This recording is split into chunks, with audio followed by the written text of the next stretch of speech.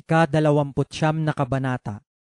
Ang madalas na masaway na nagpapatigas ng kanyang leeg, biglang mababali at walang kagamutan. Pagka ang matuwid ay dumadami, ang bayan ay nagagalak.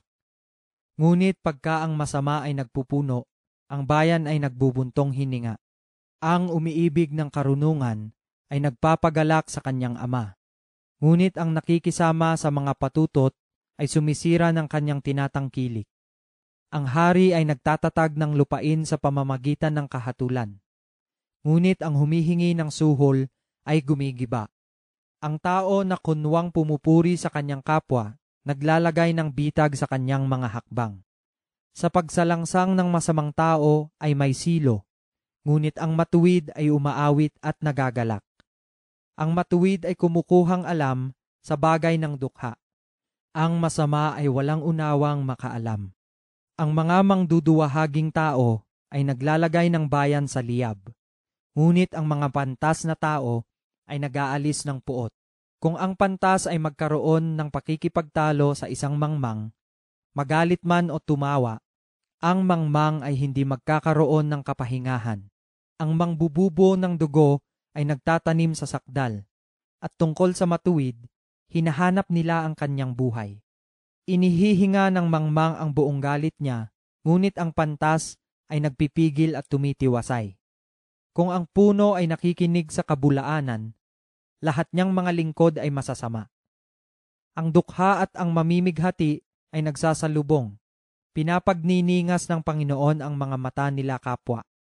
Ang hari na humahatol na tapat sa dukha, ang kanyang luklukan ay matatatag magpakailanman. Ang pamalo at saway ay nagbibigay karunungan, ngunit ang batang binabayaan ay humihiya sa kanyang ina.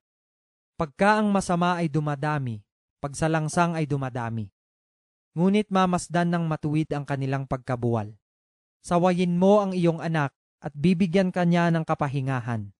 Oo, bibigyan niya ng kaluguran ang iyong kaluluwa. Kung saan walang pangitain, ang bayan ay sumasama. Ngunit siyang nag-iingat ng kautusan ay maligaya siya.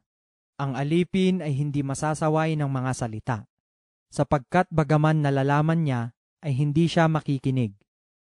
Nakikita mo ba ang tao na nagmamadali sa kanyang mga salita? May pag-asa pa sa mangmang kaysa kanya.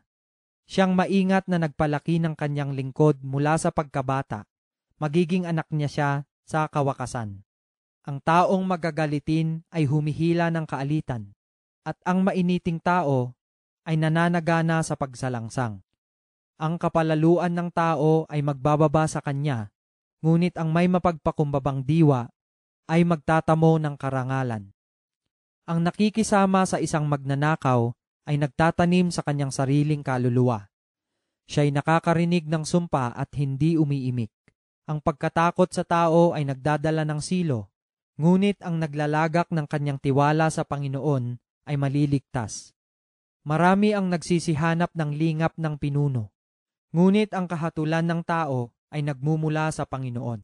Ang di ganap na tao ay karumal-dumal sa matuwid, at ang matuwid sa lakad ay karumal-dumal sa masama.